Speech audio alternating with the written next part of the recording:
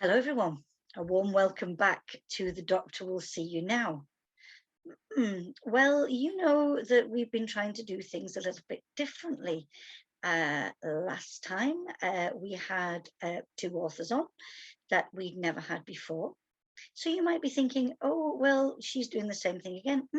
Well, actually not, because whilst we might have two authors with us today, what we have are two authors that write together. And on The Doctor Will See You Now, we've never had this kind of crime fiction producing partnership. So it gives me immense pleasure to welcome to our session Ben Creed, better known as Barney Thompson and Chris Rickaby. Thank you so much for being here, both of you. Barney, all well with you? Yes, all good. Thank you. Thank you for having us. A total pleasure. And Chris, doing good there? Yeah, very good. Thanks for letting us come on. It's a pleasure. It's a pleasure. I think, you know, what I think at Newcastle Noir and via The Doctor Will See You Now, what we really want is for people who enjoy their crime fiction reading to discover maybe new authors or a new genre style of writing, because we know for one thing that crime fiction readers are avid readers and there's always room for one more. For yourselves, though, it's not just one more. At the moment, there are two more books that people, if they wished to get their teeth into. Your first novel, published October 2020 by Welbeck, a finalist in the 2021 Gold Dagger Award and a finalist in the New Blood Dagger Award as well. Congratulations for those nominations, because I do know that the field from which those finalists are chosen, you know, to be whittled down to that is brilliant, and a Times Thriller of the Year as well. And so that was City of Ghosts, but we're here to talk about the sequel. And again, the joy of thinking it's not over yet. We don't have to say goodbye to characters. That's brilliant. And you're back with A Traitor's Heart, and that was released last month, April 2022. So first and foremost, I wonder if you wouldn't mind, both of you, and we'll start with Barney. Barney, what's a nice guy like you doing in the murky world of crime fiction? And you know, let us know what happened to bring you to this point. You don't know I'm nice. It's you just have it on face value. Yes, on this chance meeting. There's all these bodies lying around out of sight that you haven't got at the moment. It's always a genre. I mean, it's always a genre that I've read. You know, always loved, always got into, and I think I don't know. It was the one that I automatically gravitated to when I started writing. It was quite a sort of natural choice. And then obviously these are set in the Soviet Union, and my background at university, I did French and Russian, and that degree was largely Russian history, particularly for the second half of it. And of course, that's obviously very rich in spydom and thrillerdom, and it's pretty dark and pretty noirish in and of itself. Yes. So yeah, that's kind of all those things sort of came that fed naturally into the writing when I started writing.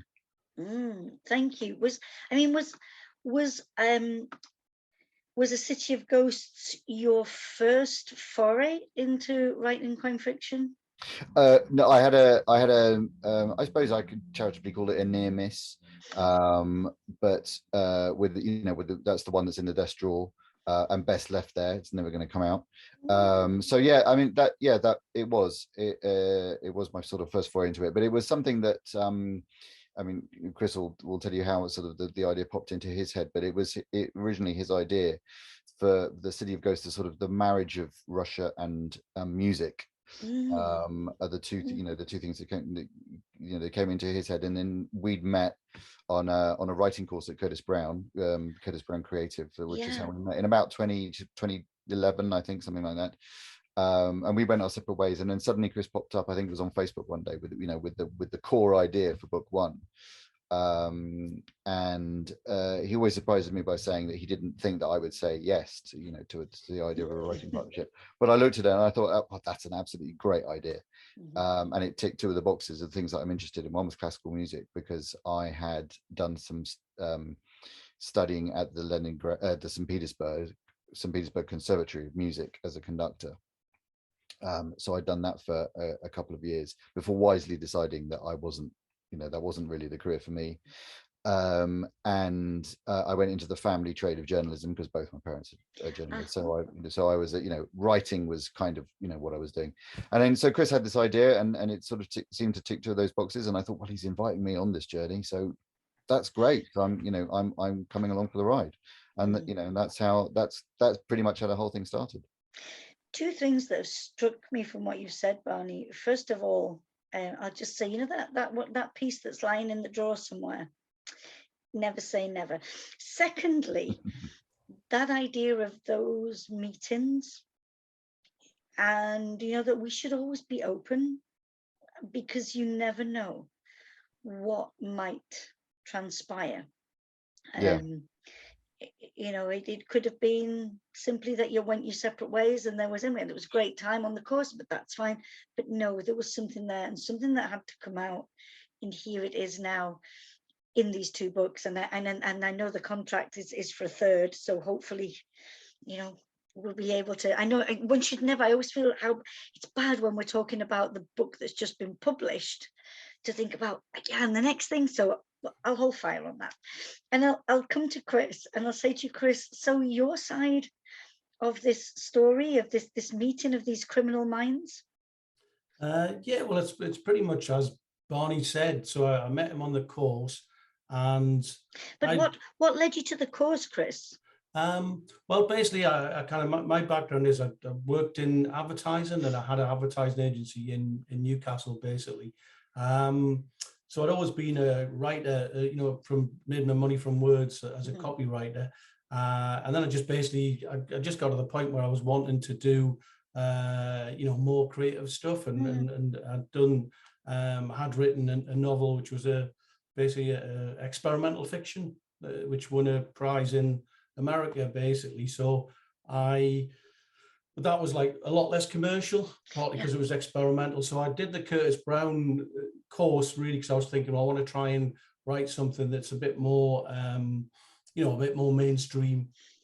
And it was a great course, lots of different writers on it, and people were feeding, you're feeding into their work, and they're feeding into yours. So you're kind of learning a lot as you're learning a lot when you're looking at other people's work, because you kind of, it's much easier to spot not necessarily the mistakes, but perhaps how to make things better from an editorial perspective in somebody else's page of words, and then than it is on your own. And then once you do that a little bit, you kind of come back to your own stuff, and you can kind of see you're making the same kind of you're overwriting or whatever it would be. So it was so I met Barney on that, and I wasn't really thinking in terms, I really like crime fiction, I've read a lot of crime fiction, but I wasn't really thinking in terms specifically of writing crime at that point.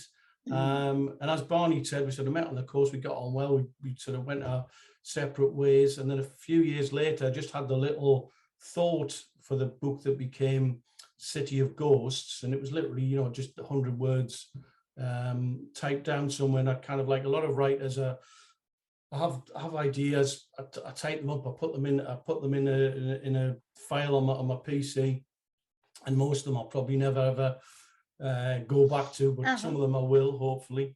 And that one just kept, it was just kind of, I just kept thinking about it every now and then. But because it was, well, especially the classical music component of it and the kind of Russian thing, I didn't really think I had what it took to write that, to kind of do justice to the concept.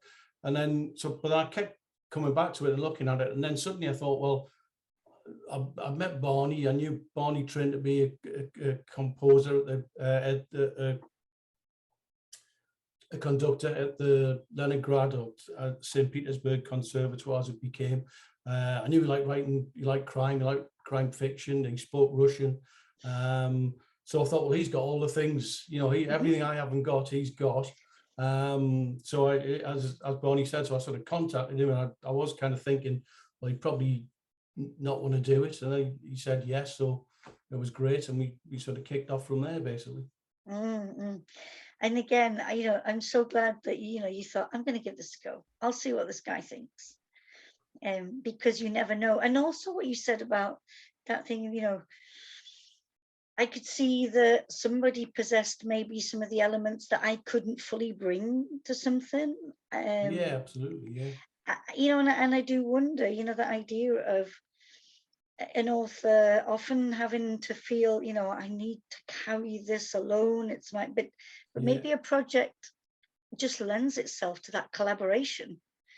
Yeah, I think definitely the whole, in my case, I think partly because I worked in advertising, and in advertising agencies, historically, people work in creative teams. So you work with a copywriter and an art director.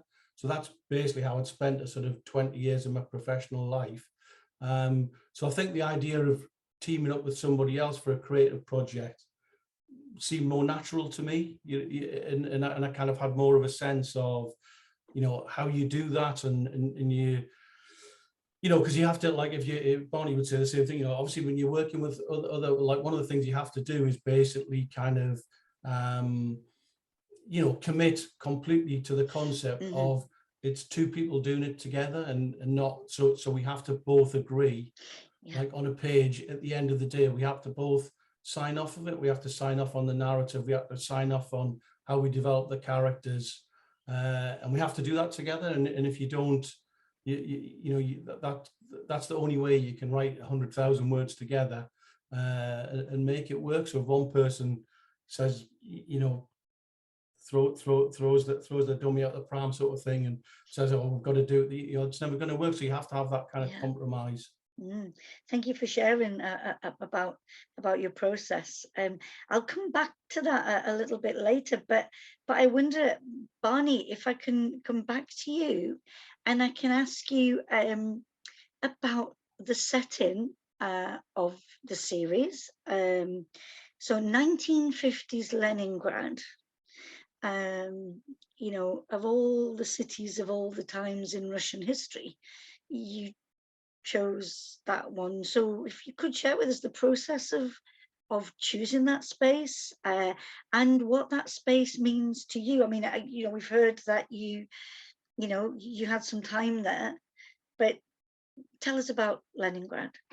So to deal with the time first, I think we wanted a time that was still under the Joseph Stalin regime.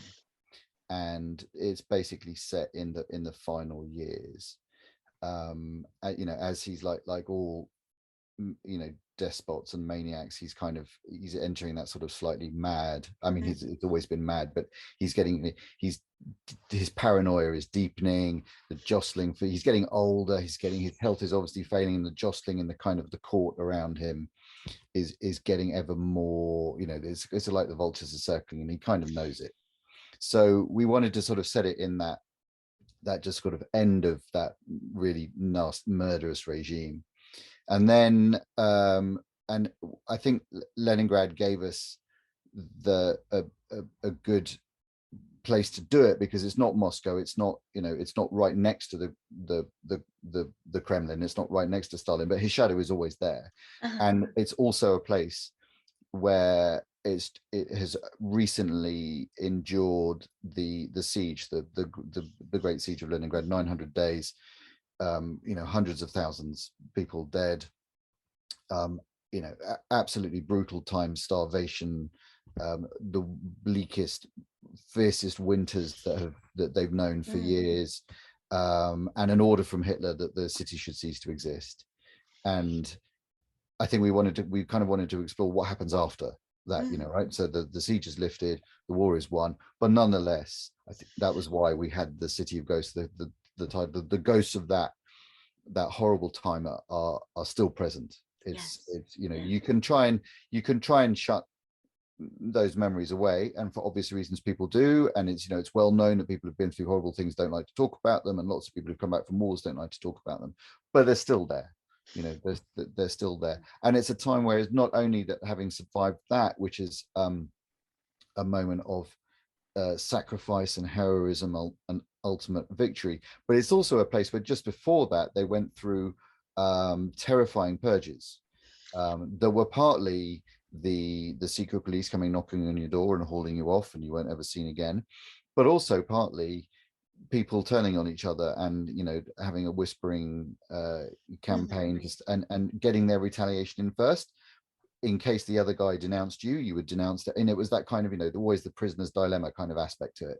So all of this is just super rich material for, you know, for you to explore both the darker side of human nature and the paranoia and the self-preservation and the kind of, you know, the instinct for survival, but also the flip side, which is the, you know, the altruism and you know, how do we survive? And quite often it's an absurd environment as well, because when you're in that kind of you know, an environment that demands total loyalty to Stalin and to the Soviet state, it throws up all kinds of, you know, absurdities as well, and people competing to show their loyalty and devotion. So, and there's that, and that's, I think a lot of that's where the humor comes in, you know, we're very, very dark humor, and both Chris and I sort of share that kind of dark sense of humor. And it's quite a Russian thing as well. I mean, Russians do, you know, have that ability to sort of like take you know, the darker sides of life and find some humor in them. So you know, it all just sort of seemed to be that was where we wanted to be. That was that we wanted to explore that bit of human nature, and nowhere was it going to be tested more than in early 1950s Leningrad. Again, you know, just thank you to you both for taking us probably to a time and a place that, you know, we probably wouldn't have thought to go there, but to have been taken there, and intriguing, and as you say, you know, that dark humor that's there as well, in amidst some very grim, you know, situations, you know, that, and that's even without thinking about the murders that we find therein, but just day-to-day living. Not the easiest, but nevertheless, you know, a wonderful read. Thanks, Barney. Chris, if I can turn to you for your main protagonist. Tell us about him. How did he emerge? And 2 books on, what do you feel about him? Well, yeah, he sort of emerged, I think, initially simply because he sort of emerged that we had a sense that the first book would be themed musically around classical music, and so that the protagonist.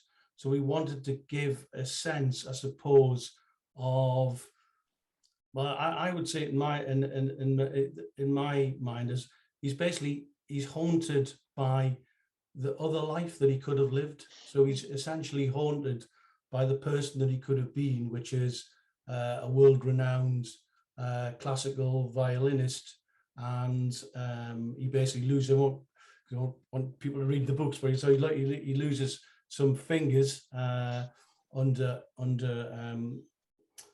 a nasty meeting with the MGB, which would be the KGB or FSB. It is now of the day, and so what happens is that life. So everything that he was going to be, the person that he thought he might be, was taken from him, and he's sort of. We tried to set it up through the books that he's kind of haunted by that other self. And then he's also got a twin sister who is missing, and so she kind of, in a more physical way, he's kind of also haunted by her psychological presence and a quest to find her. So that's kind of what that's how we kind of developed. So I suppose it's a bit like Barney was saying, that Leningrad itself, after the siege and how many, I think nearly 1 million people dead. So Leningrad, the streets of Leningrad, I suppose, are kind of haunted also by, you know, with no siege, those are the people who would be breathing, living, walking around. you know, that there's also another Leningrad that doesn't exist after the siege. And so Russell is an obvious person to be a protagonist in that strange, almost mystical environment. I think that's kind of how we see it. Brilliant. Thank you for that. So Barney, with this second book now, where do we find Russell, and what is he tasked with doing? So we find him very early on. We find him in a Siberian labor camp, right in the far north, not having a very pleasant time, as you can imagine, and trying to survive. He's not sure how long he's going to be there, and he thinks he's wound up there because of a bit of double dealing on the part of his collaborator, his reluctant partner from book one, whereas the reluctant partner would say, actually, I put you there kind of hiding you in plain sight, because it's sort of like the last place that anyone would sort of think to, they want to put you in a place like that, but if we get you in there first, no one will sort of really know you there, as long as nobody really knows too much about your past. Because one of the things about the labor camps is they had a very strong presence of the Vori, the thieves, which were almost a sort of, it was, I suppose it's like the mafia, but it's got its own cultural existence and its own cultural references, and being people who had vowed never to cooperate with the state, and being people obviously reveled in extreme violence, they weren't the greatest people to get on the wrong side of. So we find him there, and but then what happens back in Leningrad, there's a sort of series of very distinctive particular murders, and he's called back basically to solve those by his that reluctant partner that he had, who happens to be, I'm not trying to give too much away, they've been sort of thrown together in book one, and they're thrown together again in book two because of the nature of the murders, and it's getting kind of uncomfortable. These things are going unsolved, so he goes back. He says, well, there's one bloke I know who can help me out with these, and I've got to get him out of the labor camp first. And of course, initially they have that, you sent me there, and there's that kind of, again, I can't escape you. You're bedeviling me all this time. But they get thrown together, and then there's, as you go on, there's you goes back. There are even deeper roots back into the war, back into the Third Reich, and it goes from there. Thank you, and thank you for not giving too much away as we talk about it. It's always you're always thinking like, well, if I say everything, people will go, oh well, I don't need to read it now, No, I think the way you're telling about this it's certainly whetting the appetite to get back in and find out what this partnership is. But I don't think it would be me giving anything away, because it's there on the back cover of the book, things like that. That part of the understanding behind the murders that are being committed is an element of Slavic folklore. Yes. Koshai, how do you say it, Barney? Koshai. Yeah. Koshai, yeah. So, because if it's all right, I'm going to keep talking to Barney, because because of his background in studies and everything. But I will be back with you. Could you tell us a little bit about this folklore, and how easy was it to make it part of the narrative? So the folklore bit, he is a figure in folk tales. He's a terrifying figure. He's one of the sort of best known, I think, of the every sort of folk culture has its half a dozen or a dozen kind of instantly recognizable recognizable figures, and in Slavic folklore, he's one of them. He rubs up against various other Slavic figures in folklore, and all of them find their way into Russian classical music. And he's a guy who I wonder if J.K. Rowling knew about him, because he's a supernatural figure who can hide his soul in a sort of Horcruxy kind of way, right? So it's very much like that. It's very much like that, and that's how he stays. So his name is really Koshay the Immortal. And there's an opera written about him as well, it's called, with slightly different spelling, Koshay, but Koshay Besmertny, the Immortal. And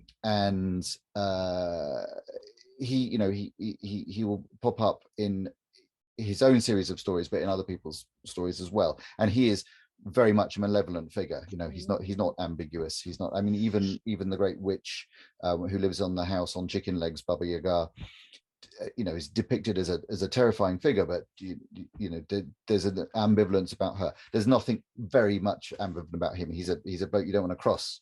And he already has his resonance in music as well. So he was quite, he's a natural figure sort of, to bring into it. And in that respect, it was quite easy to get him in, because it's not far-fetched. He's well known. Everyone would know the tale. Everyone in Russia would know the tale. And the fact that the perpetrator of the murders seems to be invisible, unseen, remorseless, ruthless, it was a natural thing. It just takes one person to kind of start that. It's like Koshay the Immortal, Koshay the Invisible, and everyone goes, yeah, it is. So it's a kind of hysteria that's passed not through a kind of mass media, because there's controls on that, but it's word of mouth. So it's a rumor that goes around from one person to another until it's spread around the whole city. Thank you, Barney. Thank you, Chris. The notion of writing crime in a country where there is officially no crime, it reminds me of I studied a lot around Franco Spain. And the idea of course there are no crimes here, everything is law and order, everything is in its place. And so to create crime fiction in a space like that, did you take much joy in creating these stories? Yeah, well, we definitely. I think one of the things about that whole thing of, because I think in Child 44 that's key to the narrative, isn't it? That concept of no crime. I think one of the things that's interesting to me, anyway, in terms of the enjoyment of that, is just that aspect of, we're in a country where there is no crime. That's part of a larger narrative, which is essentially about we're in the business of creating the perfect society, and the first thing you do to create the perfect society is to create the perfect narrative, which is, and that's a story that everyone has to be part of, and everyone has to nod along to and agree to. And so I think one of the interesting things with Russell, our protagonist, in terms of being in that kind of environment where there's a perfect narrative, which he internally is, he's fighting that all the time internally. It's a bit like I really like Philip Kerr's Bernie Gunter series, and one of the key things in that narrative is that that's obviously set in Nazi Berlin and Germany,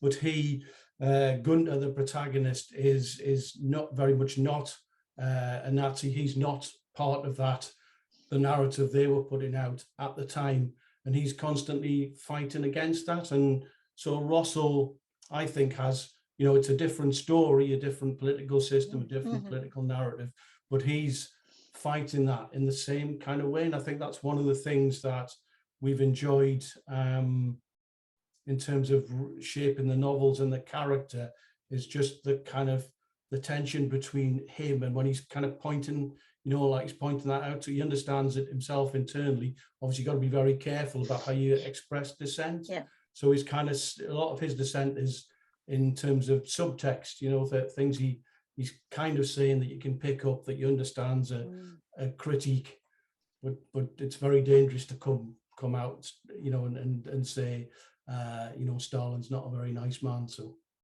people don't.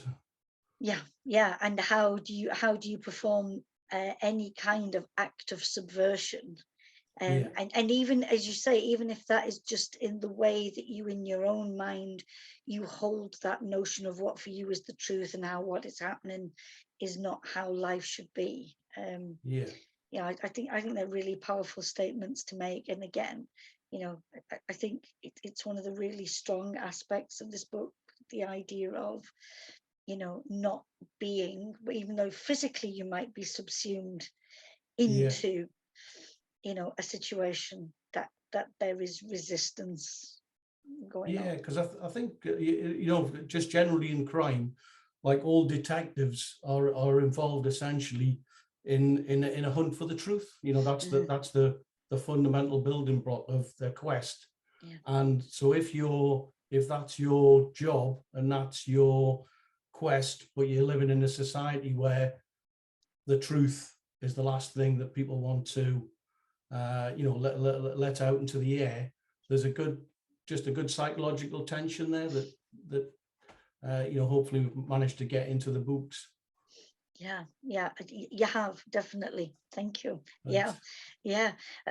Barney, researching 1950s Leningrad, how readily available is the information? I wonder what you know, what kind of lengths yourself and Chris have been through to, you know, to recreate the setting and what might have happened.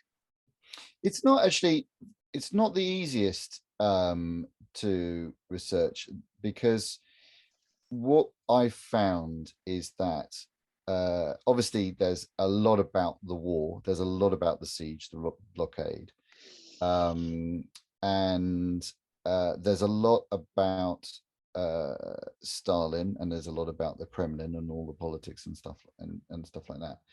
But I've not yet really found a book about the sort of 1950s Leningrad. I found there is a very good one from which kind of picks up from the 60s onwards, but that's a different era. Stalin's gone. You know, it's not as it's not fun, but it's nothing. You know, it's not as the kind of lethal regime that the Stalin era one was.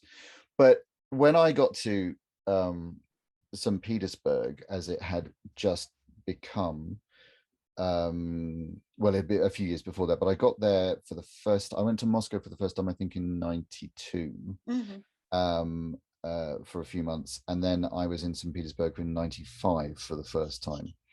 But it hadn't, at that point, it hadn't really changed much. I mean, there were the first signs of, you know, a much more market orientated consumer capitalist, you know, society. But actually a lot of the city, which is a beautiful, you know, a beautiful city full of palaces, you know, full of wonderful monuments, and great boulevards, and, you know, the long sweep of Nevsky Prospect, which goes from, you know, more or less from sort of from the Admiralty for the river all the way down to the Moscow station and then keeps going.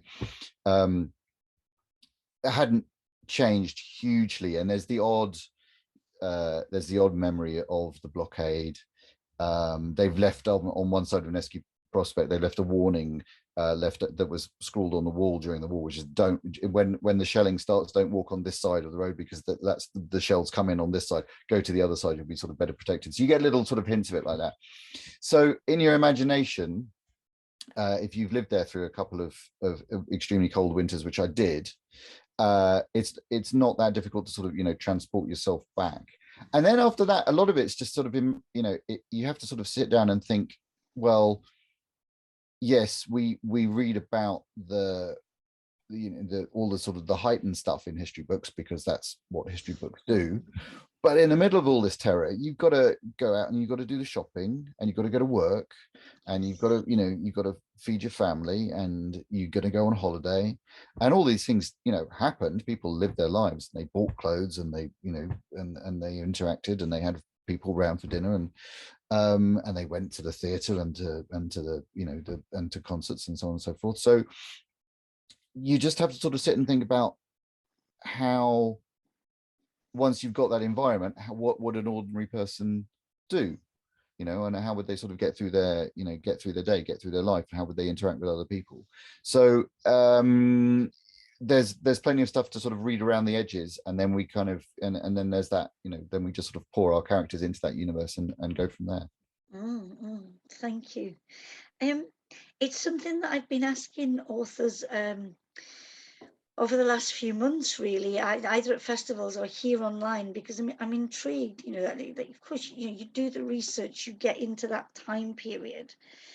But when it comes to the writing, Chris, tell me, do you sit above it, looking down on everything? Or are you in amongst it? Where do you position yourself as the author? Well, I think the way we do it is we're essentially trying to do both of those things. So we're kind of, the way we work is, because there's the two of us working, and there's always those discussions about how writers, some people just like to sit down and type and see where it goes. And so what we do is we spend a lot of time together working on the narrative, and then we do a big treatment. So the treatment might end up being 25,000 words, and then we'll have all the scenes in the treatment. So at that point, we're essentially, almost from an architectural perspective, we're above it, and we're kind of moving scenes around and moving blocks around in the story. And then we kind of sign that off between the two of us, and then we split it up. So say in the last book, there was 4 acts. So basically, I think I did Act 2 and Act 4 of the first draft of that. Barney did Act 1 and Act 3. And then when we've got that, we swap it and edit each other's work. So we're kind of at the point, so I think then we're kind of, to get to the second part of your question, so at the point we're then sitting down writing the scenes, I think then we're more into the nitty gritty, because you've kind of got to get, I think a lot of times you're just trying to think yourself down behind the eyes of the protagonist and try and see it from their point of view. So you essentially, I think essentially you're trying to do both of those things, but in the way that we've worked out how we work together, so we have those components. I mean, Barney might say different in terms of, right, no, that's how I kind of think of it in my mind anyway. No, I would agree. We have that, we have that structure, which we've devised as a way of working, not least because, it was that old classic, you've got a lifetime to write your first book and a year to write your second, and that's kind of where we found ourselves. So we had to, just real on practical terms, we had to sort of thrash out where we were going, rather than having two people go, well, go off in this direction, and Chris will go off in this direction, and we'll go, oh, I thought you meant. And we had quite a lot of that in book 1, where when we'd sort of chatted about things, and often in quite a lot of detail, and sometimes written them down, we had ever so slightly different interpretations of where things were going to go, or what was happening, which could have quite a big knock-on effects further on down the line. So we sort of needed that structure. But once you've got it, like Chris says, you need to get behind the eyes of Revel Rossell, and the people who he interacts with, and particularly when what you say and what you think and what you do are so important to your health, in that kind of environment. So so that's the point where we sort of we stop looking down and try and get into people's heads and get into people's hearts. Can I bring you both back to the music aspect? Beautiful aspect. And I know it's hard to, especially, if you have a deep passion for something as broad as classical music, to say, pick me something that is your favorite piece. But I wonder, in the pieces references made, was there one thing that you thought, this just has to be, I have to make sure this gets into the book, because of what it means to me. Chris, was there any aspect of the music like that for you? Yeah, there are things like that. I mean, I like Barney will know better than me the particular, because he's the musician of the two of us. So they're definitely. I mean, I've come to it from. So my obviously we write a book with a hero where he's kind of got a classically trained musician, and like my music is, I used to like the Clash and stuff like that, and I'm not really particularly music. I'm like the world's worst singer in the shower. So I don't bring a lot of expertise, but when I've researched stuff myself, and then obviously Barney's kind of put forth with it, and I've kind of we've researched stuff together, so you get more of a sense of the meaning of a piece of music, or certainly the emotional feel of it. And then so what I've done a lot is a kind of so that thing we were saying before, you're trying to think through Russell's eyes, and then so I'm looking in bits and scenes, and I'm thinking, well, he would probably, is there a piece of music that I can find that would that would be his way of expressing this emotion at this particular point, because he's calling on that kind of back catalogue of his life and experience. So I have put stuff in, and then a lot of times Barney's probably taking those out, because he's got he's kind of looking at it and thinking, well, he's got the much greater experience. But then he would, he's obviously got more, so he's suggesting stuff, and so if he's suggesting stuff, I'm kind of obviously researching it a bit and just trying to get a sense of what the significance of. Like Barney was saying earlier, a lot of a lot of music anyway, a lot of operas, a lot of classical pieces, they're all basically, a lot of them are based on, fiction or folklore or myth, in our society and in the Russian world as well. So you can often find, when you're researching it, the piece of music will take you back to an interesting, writer that you hadn't heard of, or an interesting bit of Russian folklore, which has got, which you get a sense of the meaning. And so that's kind of how I've done it. But Barney will have done it in a much more, deliberate and focused way, I'm sure. Thanks, Chris. So Barney, to you then, that beautiful catalogue of music. What were you thinking? This has to go in. Well, in book one, the one piece that really had to go in was Shostakovich Symphony No. 7, called the Leningrad, because it was written, I think he'd started it, I think, shortly before Operation Barbarossa began and the Nazi invasion began. But suddenly it was the pressure was on. He had to sort of write. Actually, I mean, he had to write the piece that was going to be the symbol of defiance and ultimate triumph of the war. I mean, it was a big undertaking, and he pulled it off. And then there was this scramble in the West to be the first conductor to perform it in the West. It's first performed inside the Soviet Union, and then the second performance is in I think in Tashkent, which was conducted by the chap who ended up by teaching me, one of his least distinguished pupils, several decades later. And then the third performance, they had to fly the score in, and it's by no means guaranteed into Leningrad during the siege, and it's by no means guaranteed that the plane was going to sort of make it in one piece, and the score wasn't going to sort of be blown to smithereens, but it made it in. And then there's this amazing story of how these starving musicians were pulled from various bits of civil defense, or actually fighting on the front, and in the there's quite a lot that's been written about them, and how they could barely blow into the trumpets or scrape the violins in the first rehearsal because they were so weak and they were so famished. But eventually, over weeks and months, they build up some strength, they build up a repertoire, and they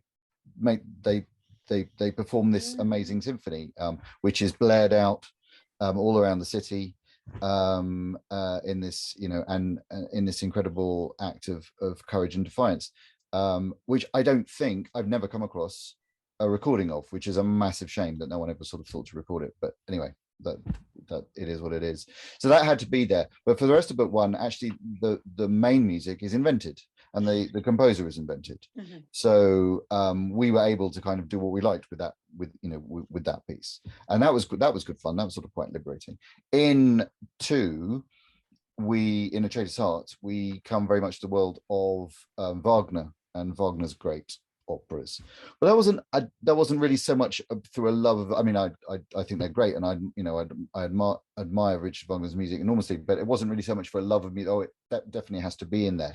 It was more of the association with the Nazi regime, and the association with sort of the Nordic tales of heroes and gods, and not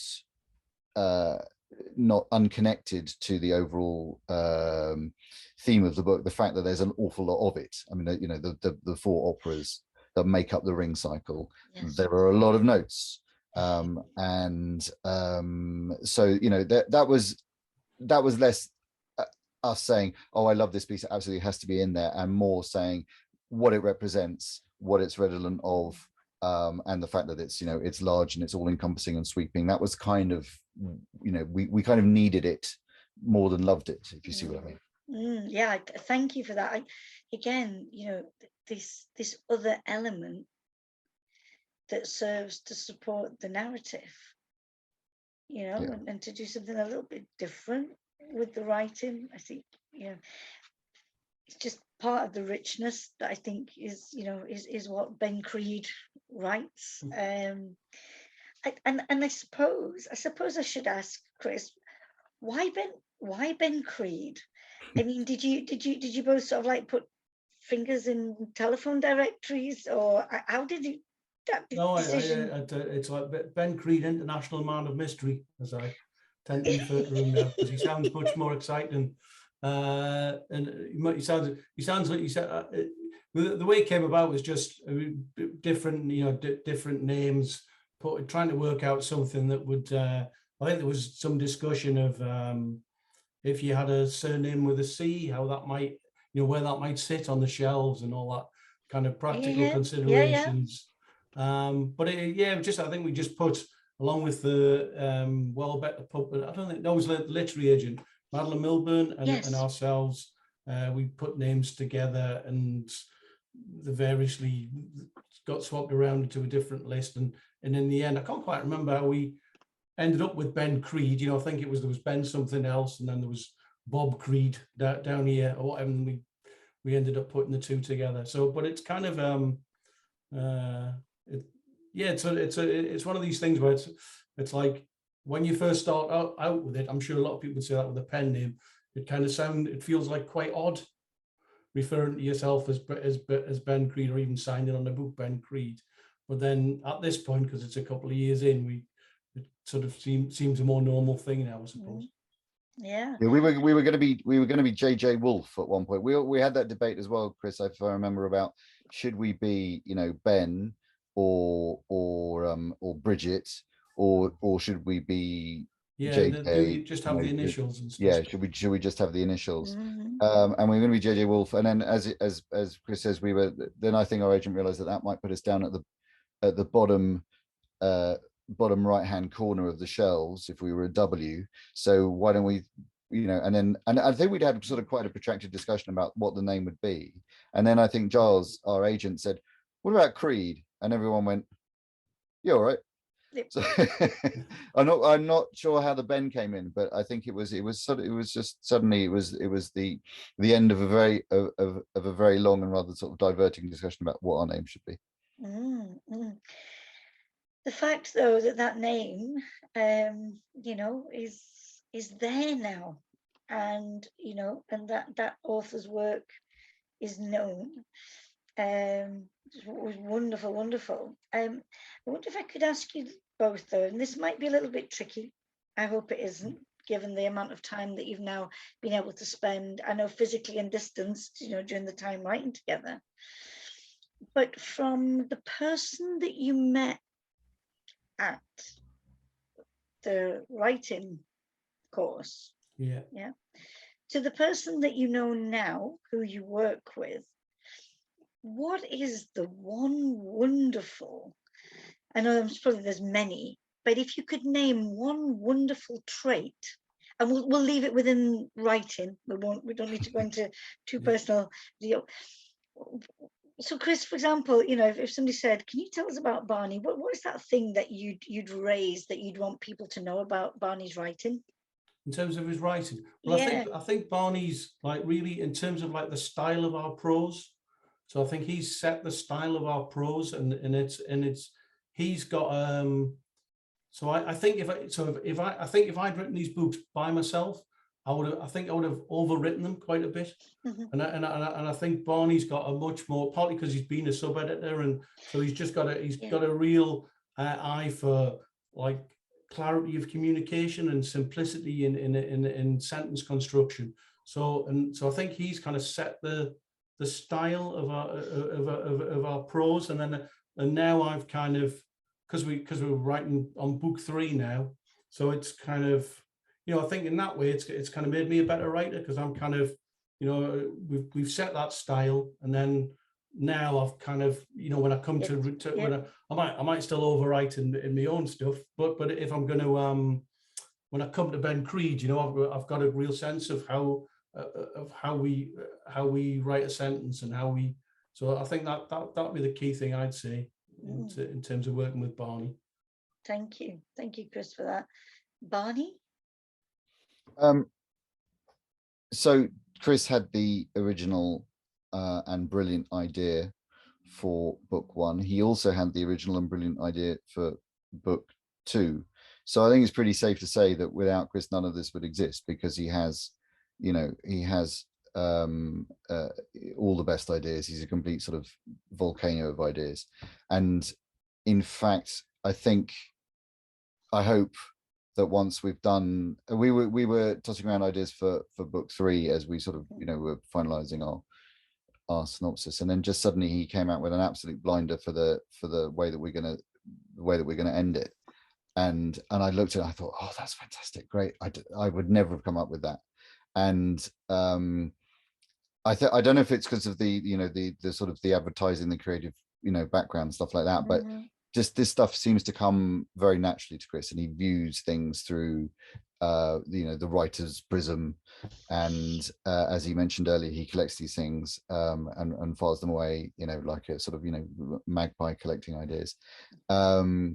And I just find that it makes life so much easier, because you have someone, it's like having a sort of just a second brain, a second person of font of creativity. You just don't. So how are we going to get out of this one, or what's going to get out of this hole, or what's going to really captivate someone on this? And it's endless. It's kind of unnatural and fantastic. So it's just a real privilege to work alongside someone like that.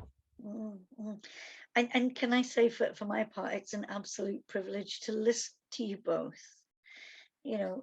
Explain to us how things have worked, and how that idea of how this partnership works, how bringing together those different skills has resulted in the creation of this character and the stories around him.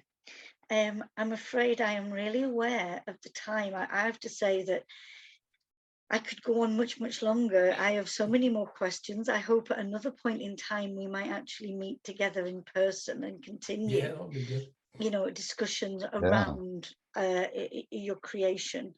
It just remains for me to wish Ben Creed all the very best with A Traitor's Heart, and the novel that it sounds is in the process of coming after.